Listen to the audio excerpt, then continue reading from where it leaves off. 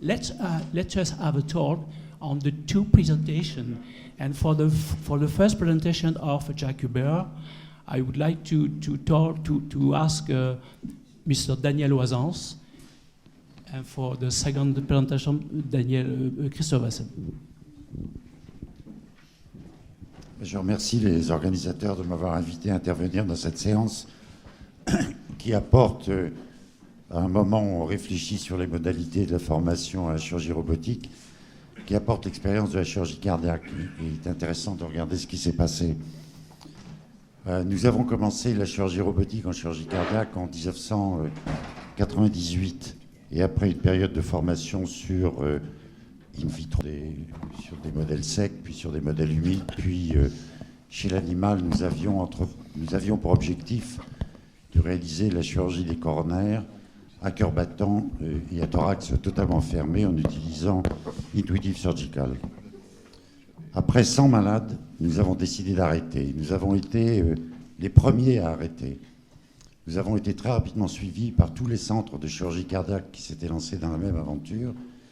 Et dans la période 2004 à 2010-11, la chirurgie robotique a été bannie de la spécialité de chirurgie cardiaque. La raison était que, de toute évidence, le système que nous utilisions, le système Da Vinci, ne permettait pas d'atteindre l'objectif qui était cette fameuse chirurgie à thorax totalement fermée.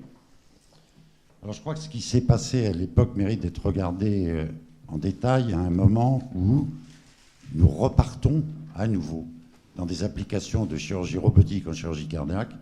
Et il est intéressant de voir que depuis 2 à 3 ans, tous les grands centres de chirurgie cardiaque, et en particulier ceux qui s'occupent de chirurgie de la réparation de la valve mitrale et la chirurgie coronaire, ont adopté à nouveau un programme de chirurgie robotique, la Cleveland Clinic, la Mayo Clinic, Houston, Pékin. Tous les grands centres du monde aujourd'hui sont repartis. La France reste en marge de ce redémarrage, et mon intervention d'aujourd'hui a un petit peu pour but de stimuler les jeunes collègues pour regarder ce qui se passe dans cette spécialité. Alors, quels sont les problèmes de la chirurgie cardiaque? Ils sont un peu particuliers et je les ai résumés sur cette diapositive. Alors la première chose, c'est qu'il est évident qu'il y a besoin de centres de formation qui sont adaptés, et ces centres de formation actuellement n'existent pas. Nous avions essayé, Henri Mondor, de créer un centre de formation. Nous avions, avec Pascal Leprince, créé un DIU de chirurgie robotique, et ce DIU a dû s'arrêter faute de moyens, et essentiellement de moyens techniques. Il n'y avait pas de robots disponibles pour la formation, et puis également de moyens financiers, car tout ceci coûte extrêmement cher. Donc à la différence de ce qui s'est passé à Nice et à Nancy, le DIU de chirurgie robotique de Paris 6 et Paris 12 s'est arrêté. Une chose qui est extrêmement importante, c'est qu'on doit utiliser des protocoles extrêmement stricts et des protocoles adaptés aux futures applications cliniques.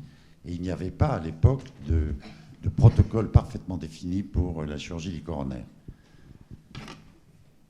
Le deuxième point, c'est qu'il y a indiscutablement dans la formation une spécificité de la chirurgie cardiaque, car il y a, ce qui n'existe pas dans les autres spécialités, une interaction permanente entre la condition du malade et les manœuvres chirurgicales. Et ça commence dès le début de l'intervention. Dès qu'on réalise le pneumothorax, il y a un impact hémodynamique du pneumothorax. Dès qu'on introduit les bras, il y a un impact hémodynamique à l'introduction des bras. Et lorsqu'on arrive au stade de l'anastomose sur la coronaire, la mise en place des stabilisateurs entraîne un impact hémodynamique absolument certain. La deuxième chose, c'est que pour être réalisée de façon satisfaisante, cette chirurgie robotique va nécessiter l'utilisation d'autres techniques, et en particulier des systèmes de circulation extracorporelle percutanée qui, en eux-mêmes, sont déjà un problème.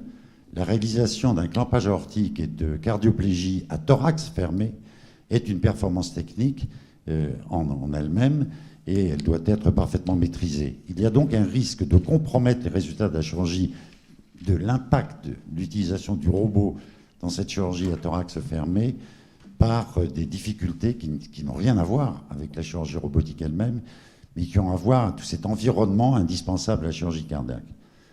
Alors, la seule façon de régler tout ceci, c'est encore l'entraînement du chirurgien, mais également l'entraînement de l'anesthésiste, qui a un rôle déterminant dans cette chirurgie, et du perfusionniste. Enfin, la dernière chose, c'est qu'il ne faut pas vouloir trop demander au système. Et si la chirurgie cardiaque assistée par ordinateur repart aujourd'hui, c'est parce qu'elle n'a plus pour objectif la réalisation du pontage coronaire à cœur battant, à thorax fermé. C'est un objectif qui est totalement abandonné. Et aujourd'hui, ce que l'on cherche à faire, c'est la chirurgie de la réparation mitrale, c'est-à-dire une chirurgie sur des structures qui ont été immobilisées par la cardioplégie, ou alors, dans le domaine de la chirurgie des coronaires, le prélèvement de l'artère mammaire interne à l'aide du robot, c'est une technique parfaitement maîtrisable, mais la réalisation des anastomoses coronaires elle-même est faite sous contrôle de la vue, à main nue, après une mini-thoracotomie. Donc l'objectif qu'on s'est fixé aujourd'hui dans la chirurgie robotique n'est plus cet objectif idéal et beaucoup trop ambitieux que nous avions à l'époque. Et la raison pour laquelle on a rabattu ces ambitions, c'est que la technologie n'est tout simplement pas prête aujourd'hui pour permettre cette chirurgie coronaire idéale à cœur battant, thorax fermé.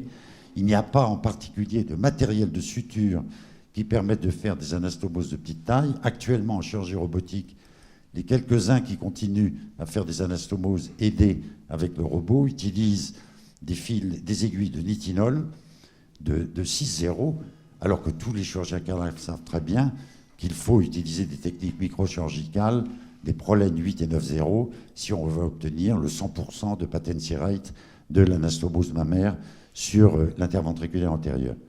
Alors aujourd'hui donc, avec un objectif beaucoup plus modeste, la chirurgie robotique repart.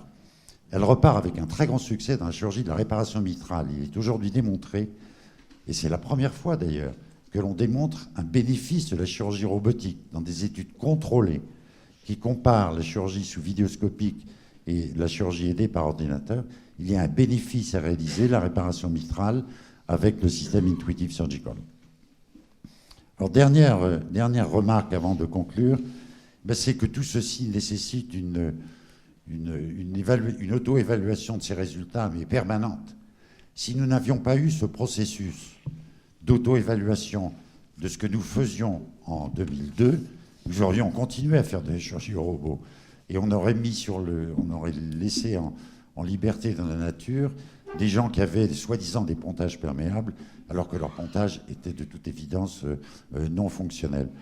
Donc je crois que cette auto-évaluation permanente des résultats au cas par cas, pour guider la poursuite ou non de cette entreprise ambitieuse, est quelque chose de fondamental.